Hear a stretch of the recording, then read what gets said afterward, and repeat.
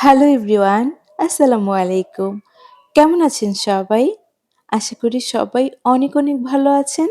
আলহামদুলিল্লাহ, আমিও ভালো আছি। চলে এসেছি আরেকটি ডেইলি ভ্লগ ভিডিও নিয়ে। সকালটা আসলে শুরুই হয় বাড়ির সমস্ত কাজকর্ম নিয়েই। এর মাঝেই টুকটাক কিছু ক্লিপ নিয়ে রেখেছি আপনাদের সাথে শেয়ার করার জন্য আর কিছুটা সময় গল্প করার জন্য। জানি না কে কিভাবে নেবে এই ক্লিপগুলো। অনেকেই তো বলে বসবে বাসার সমস্ত কাজকর্ম দেখানো শুরু করে দিয়েছে ভিডিওতে। আসলে চারপাশে এত টক্সিক পিপল যারা সারাক্ষণ সামনে পিছনে সমালোচনা করতেই থাকে, তাই কিছু কথা আসলে না বললেও পারি না। একটা সিক্রেট কথা আজকে ফাঁস করেই দেই।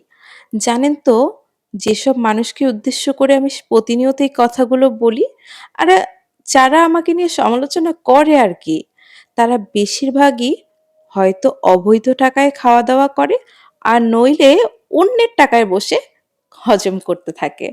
আসলে যারা নিজে কিছু করতে পারে না, তাদেরই তো আর কি অন্যকে নিয়ে জ্বলবে, তাই না? এটাই তো স্বাভাবিক। ভাই, আমি এই দুনিয়ার মানুষগুলোকে অনেক ভালো করে চিনেছি।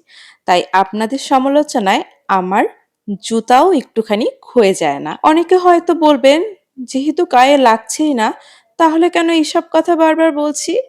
আমি এইসব কথা তাদেরকে বলি যেন তাদের একটু হলেও লজ্জা লাগে। আসলে লজ্জা হলে তো এতদিনে থেমে যাওয়ারই কথা, তাই না? থামছে না কেন জানেন? মুখের ওপর ঝামা ঘষে দিব, সেই মুহূর্তটার অপেক্ষায় আছে। তবে সেই মুহূর্তটাও খুব দ্রুত আসবে, খুব দ্রুত। তারপর দেখতেই তো পারছেন সকাল থেকে কত রকমের কাজ থাকে।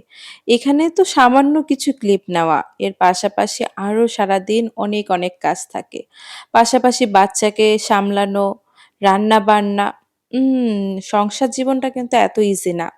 এবং সংসার জীবনটা সুন্দরভাবে সামলিয়েও ব্লগিং করাটাও কিন্তু খুব একটা ইজি না। ব্লগিং লাইফটাকে যদি আপনি নেগেটিভলি দেখেন, তাহলে আমি বলবো আপনার ঘুষ দিয়ে চাকরি নেওয়াটা আর অন্যের টাকায় বসে খাওয়া কিংবা অন্যের টাকা মেরে দিয়ে চলাটাও আরো বেশি খারাপ। কি জনগণ, ভুল বললাম বলেন তো? জীবনের কঠিন চরম বাস্তবতার মুখ থেকে উঠে আসা একজন মেয়ে আমি। এত সহজে এই জায়গাটায় আসিনি। আর আমার মতো এত দ্রুত এই জায়গাটায় আসতে হলে আপনাদের তো মনে হয় সারাটা জীবন মানুষের পা চেটে বেড়াতে হবে। যেভাবে এখনো পা চেটে বেড়ান। আলহামদুলিল্লাহ, আমি এবং আমার হাসব্যান্ড দুইজনই উপার্জন করে নিজের সংসার চালাতে সক্ষম হয়েছি। অন্তত আপনাদের মতো মানুষের টাকায় খেতে আর পড়তে হয় না। আর এই ব্লগিং এর টাকা দিয়ে আমার সংসারও চলে না। এটা শুধুমাত্রই শখ থেকে করা। আজকে এই পর্যন্তই। ভালো থাকবেন সবাই। আল্লাহ হাফিজ সবাইকে।